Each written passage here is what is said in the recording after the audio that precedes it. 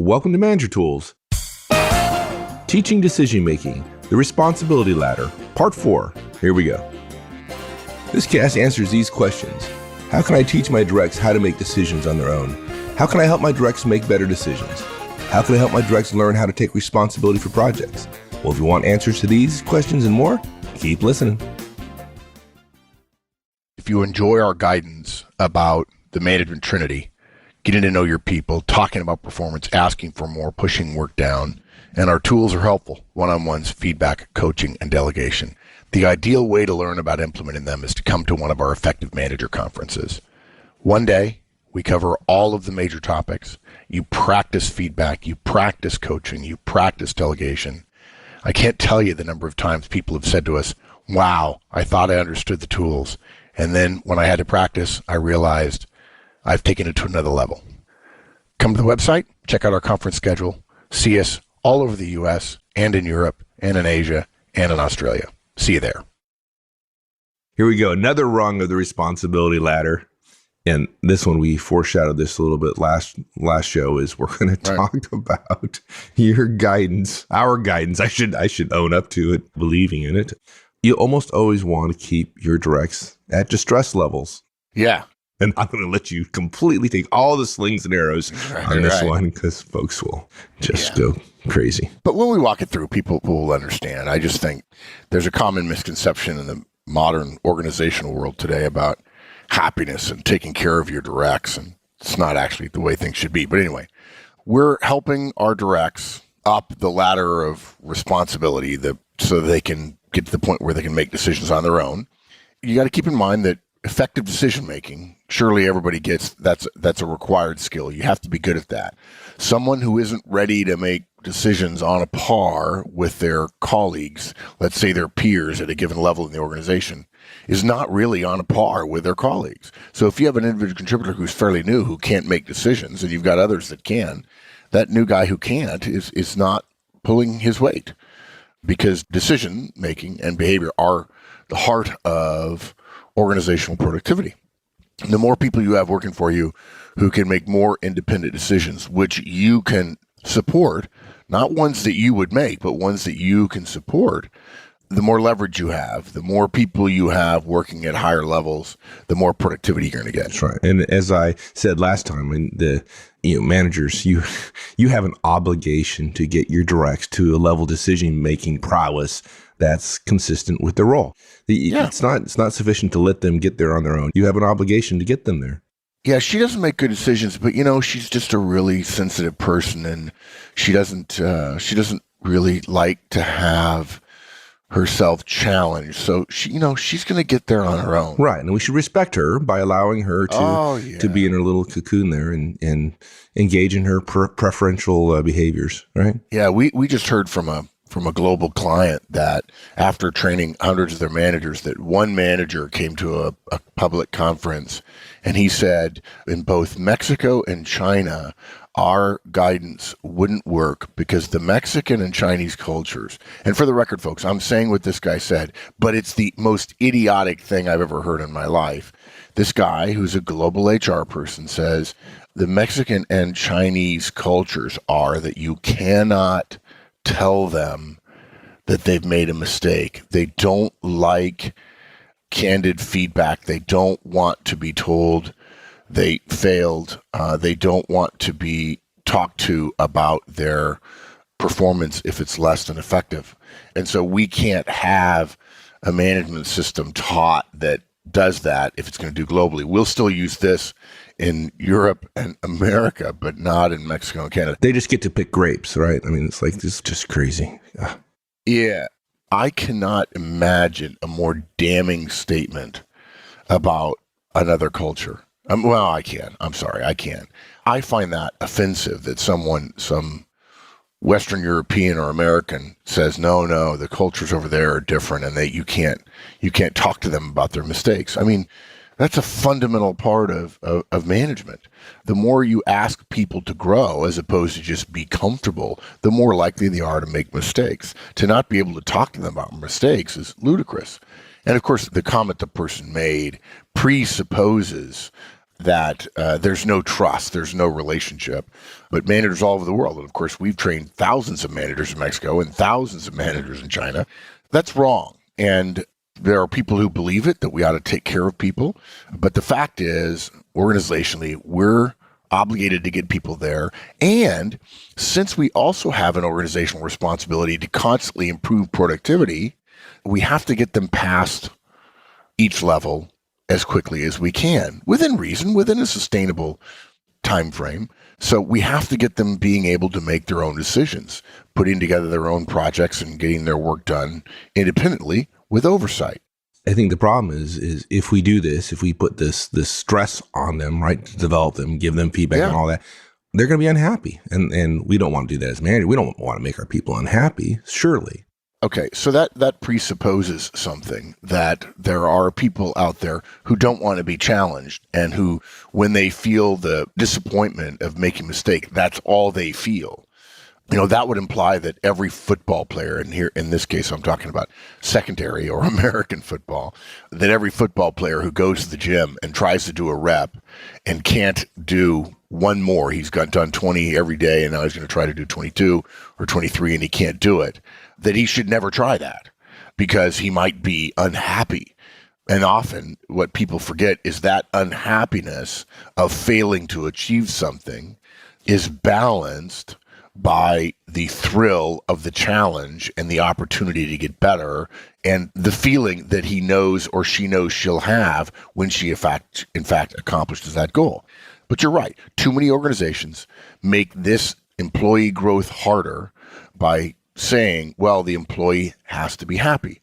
And you say, well, no, my organization doesn't really do that. Actually, many organizations, more than most managers realize, actually do pay attention to happiness. They actually measure happiness.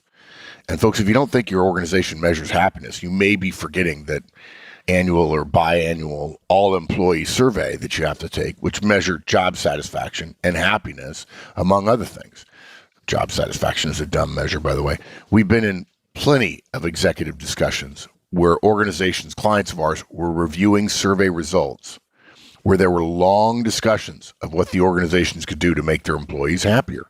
And I remember very clearly saying, no, you don't want to do that. And we would have this discussion that we'll share with you now. But look, the fundamental tenet here that's important, and happiness is a false god when you're thinking about your employees. It's because managers and organizations are not responsible for employee happiness. And it's foolish to think that they are, or that they can have systemically an organizational-wide impact on it. Here's why. Organizations strive for productivity. Managers are responsible for that productivity with their directs. The idea behind focusing on happiness is that happier employees are more productive. Okay? And people say that all the time. Well, the happier they are, the more productive they'll be. This common belief is not true, folks. The data does not support it. It seems true based on most people's individual experience. Hey, she's doing really well. She seems pretty happy. But of course, all that is confirmation bias, because there are plenty of people who are absolutely driven and absolutely productive, and you meet them and they do not seem happy at all. In fact, there are a lot of high Ds that you meet who are driven and accomplishing things and so on, who are gruff and hard to work with, and would say, frankly, I don't care about my own happiness. I care about success. Happiness isn't important to me. Success is. But even separate from those anecdotes, the problem is the causal relationship that everybody has in their head, that happiness drives productivity, is backwards. And the data show that happier employees are not more productive than unhappy employees. But what is true is highly productive employees describe themselves as happier than less productive employees. In other words, folks, it's productivity that contributes to happiness, not happiness that contributes to productivity. In fact, what ends up happening is, first of all, I'll come back to this point. Happiness is an internal matter. I can't make someone else happy. I can create an environment where there are a lot of things that would cause them to be happy, but they control their own happiness. They can choose to think about sad things or difficult things or challenges or failures in their past or whatever, and they can make themselves unhappy. Even as I shower them, there's all kinds of stories, human stories of people who get showered with positivity and then just sit and be negative. There's the story that in the alternate way of the young child who is an inveterate optimist, always sunshiny, always happy. And his parents, as he gets older, decides to teach him the real world. And on Christmas morning, they say, we got a special present for you. And they walk him out to the barn. And in the barn, there's a gigantic pile of horse manure. And they're trying to tell the kid, hey, you don't always get what you want. Sometimes things are bad. And the kid starts jumping up and down and says, yay, thank you, thank you, thank you, thank you. And they just can't believe that this kid is so positive that he would want horse manure. And they say, why are you so positive? He says, well, with a pile that big, there's got to be a pony in here somewhere.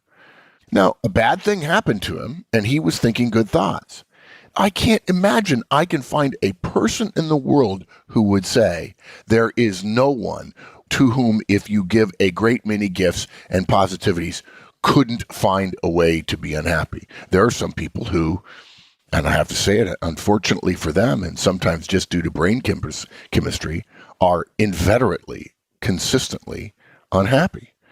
And so what happens is managers are told, we're going to measure your employees' happiness. So they start doing things that they think would make the direct happy. That's bad, because generally what managers will do is what would make themselves happy. Well, because happiness is an inside job, you don't know whether that would work or not. I just read some studies about telecommuting and how companies want to let people telecommute. And they say, look, we've discovered that there's less productivity in telecommuting, but a lot of people want more flexibility. So if you want to telecommute, that's fine. There's going to be less chance for you to increase your pay. And almost nobody chose to telecommute. And the company said, telecommuting will make people happy. Yes. Okay. Yeah, that's what you think. And systematically, any system-wide change is going to have very little impact on happiness, just because, again, happiness is an internal individual thing, and it's not generally impacted by system-wide stuff. But the company said, so therefore we'll do flex time, but we can't afford it, so we'll do this thing where over time flex time will be played less, and people are old enough to make choices, and they're making a choice for family time and peace of mind and so on, and work-family balance and so on. But we know that it's not as productive, and so we won't pay them as much. And almost nobody chose it. So my point with that, I didn't tell the story well, is the company was wrong. They thought they understood what levers would make people happy, but you're probably never going to fully understand. No, it's a certain. You're never going to no probably about it. You're never going to fully understand what makes every individual happy. What's more, we spend a lot of time and money on something that we think could make everybody happy, but it's not. It's only going to make some of them happy, and it's not going to make them happy in a particular way. And then we have to do something for someone else and something from someone else. And now we have all these systems and processes in place and special perks and so on. And the company spent a lot of time on it. And here's where we go bad. Okay. Now the manager knows she's going to be measured on whether or not her people are happy, even though she really has no input on that. She can influence their environment a little bit, but ultimately there's a lot of other things that are going to influence their happiness. Let me finish this thought. Now the direct begins to see the company as being involved and trying to impact on their happiness. And so they begin to think, what more can you do regarding my happiness? But those people begin to see the company as a place to make them happy, not as a place where they're expected to be productive, and in return, they'll get some rewards. Maybe not all the rewards they want, maybe at the right company, all the rewards they want, but the company doesn't really want them to be happy so much as it wants them to be productive. It wants to reward them, and it wants them to feel happiness on their own. That is the ultimate, the ideal of how companies work.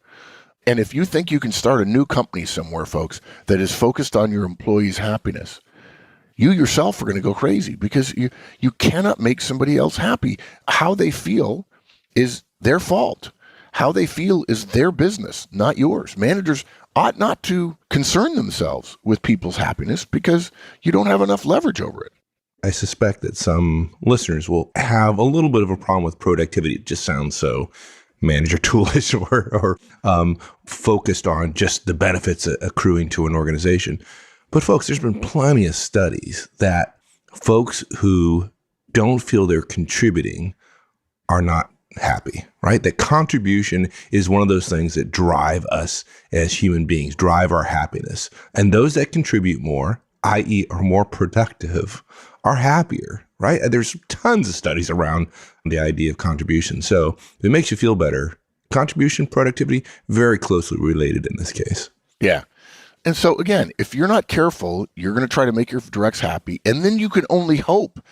Essentially what you're thinking is, I can hope that that happiness will turn into productivity. If we give you something, Mr. Employee, you'll give us something back. We don't know that what we're giving you is exactly what you want because we had to design a system that would apply equally to everybody.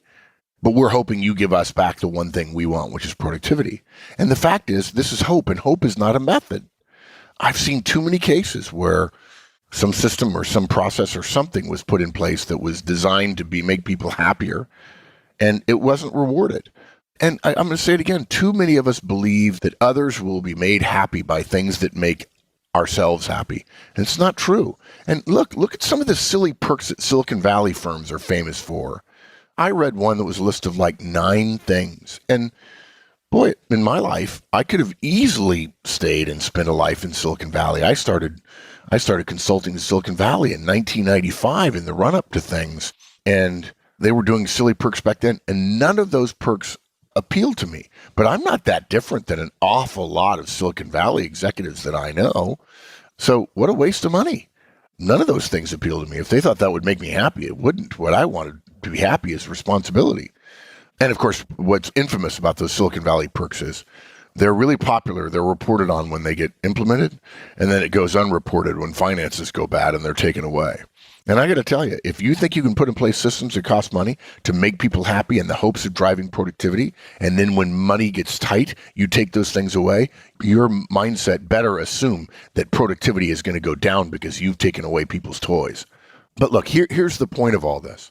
What all this means for the responsibility ladder, believe it or not, is that it is incumbent upon managers to be willing to put their directs into a state of unhappiness, slight unhappiness, okay, in service of organizational productivity, results, and growth.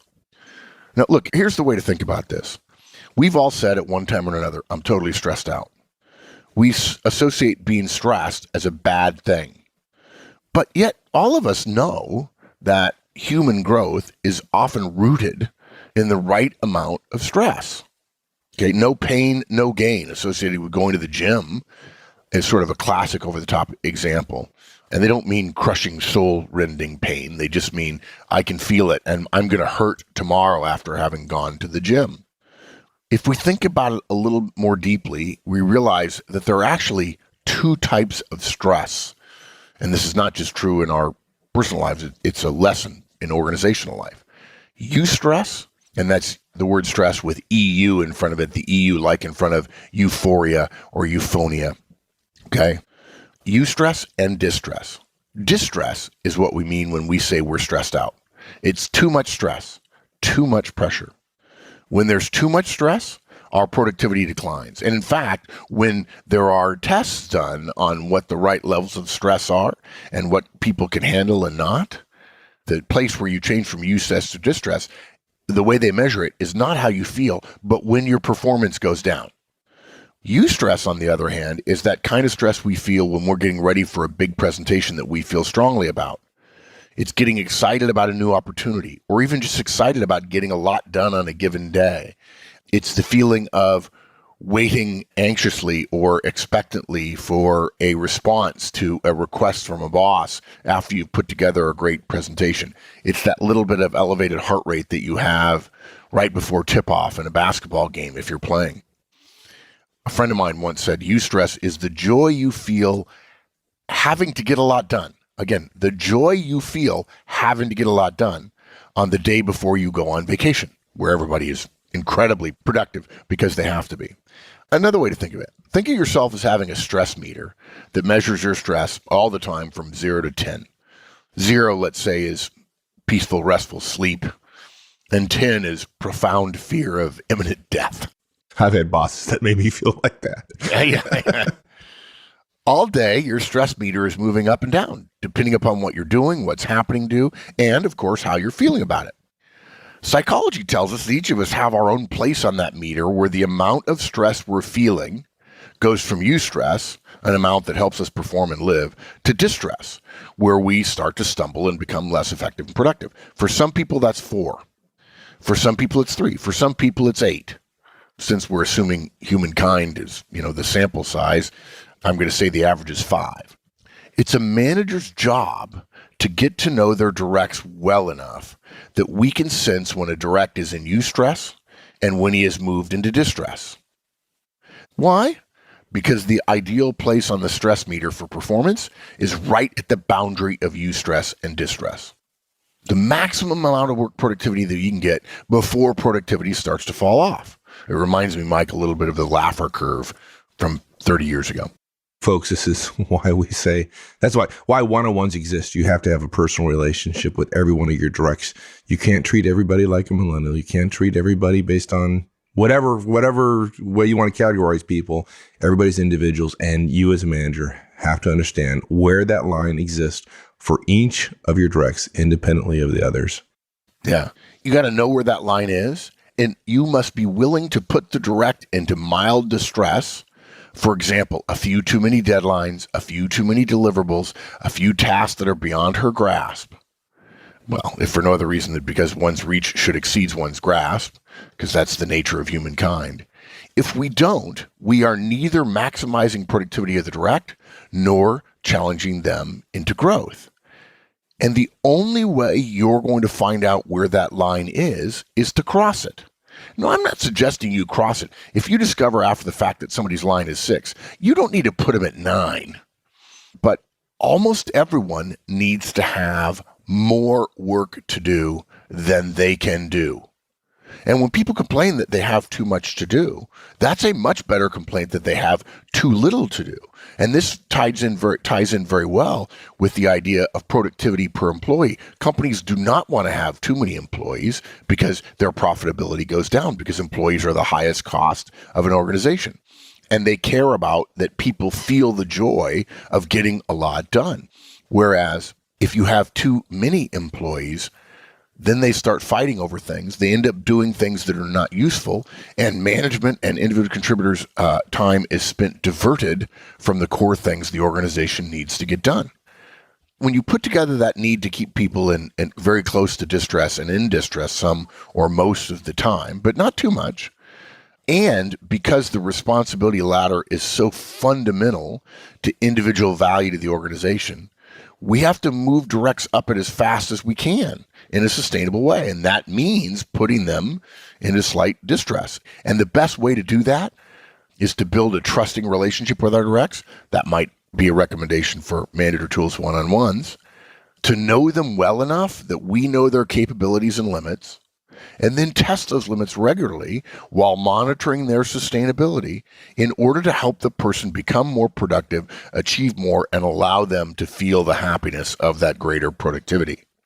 Now, look, there are some of you who are listening who think this sounds harsh. In the world of early 21st century human resources tropes and employee happiness, and even worse, employee satisfaction, this sounds very counterintuitive. But I'm sorry. I mean, this is Manager Tools, and we're willing to tell you what really is versus what is popular. It's really a necessary harshness. It's almost a tonic for growth and effectiveness. And as I like to tell people, I tell people this all the time. One of my favorite company logos is the Leo Burnett logo. For those of you who don't know, probably most people listening don't know that Leo Burnett was an advertising agency. It was founded in the 1930s. Was famous throughout, I think, until 2000 or so when they were sold or acquired. And they're famous for a lot of iconic American advertising. Of course, they were in the heyday of American TV advertising and so on. And for those of you Americans who might be of a certain age, you might remember the Jolly Green Giant, Snap, Crackle, Pop, the Rice Krispie Guys, and Tony the Tiger, all three of whom which were invented by Leo Burnett.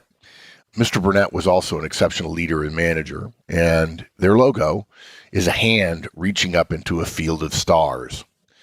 And the motto of the company is reach for the stars. You may not get one, but you won't end up with a handful of mud either. If you want to be a great manager, if you want to show that you have additional competency and you have a desire or an interest in being considered at some point an executive, you have got to be willing to set aside this interest in happiness. You've got to accept the responsibility that you have to have all your directs being able to make decisions at their level, and then frankly at your level as well, because if they can make decisions at your level, they'll definitely be good at making decisions at their level. You must have them all there as soon as you possibly can within sustainable reasons. And that means setting aside this interest in happiness as a primary goal with the hope that people are productive, and rather think of it as my job is to help them be as productive as possible. I'm going to give them as much as they can do and maybe a little bit more, and they're going to feel that sense of having gone to the gym every day and being sore in their productivity muscles, but they will have contributed. And as Vince Lombardi said, there's no greater feeling in mankind to lie exhausted and victorious on the field of battle. And organizations exist to get as much productivity out of people in a sustainable way as it can be done. Your job is both to exceed their own beliefs about their productivity and to keep it in a sustainable way. And it's a tough thing to do, but you can't do that just by worrying about happiness. Well said, my friend. Let's stop here and we'll continue our climb up the ladder of responsibility next week. Marathon. Marathon. It's not a climb. It's a marathon. All right, my friend. We'll see you. Thanks, everyone. That's it. We'll see you next week. Have a great one. If you enjoyed this podcast and you want the how-tos of management wherever you are, check out the free Manager Tools mobile app. It's available on both iOS and Android devices. Go to the Apple Store or the Google Play Store and download the Manager Tools app. Just search for Manager Tools in the respective store, or go to the Manager Tools website, www.manager-tools.com, and you'll find the links on the bottom of the homepage. Once you've installed the Manager Tools app, you'll have access to all the Manager Tools and Career Tools shows anytime, anywhere you want. With easy searching of podcasts by category, using the map of the universe, or using built-in search functions, it couldn't be easier.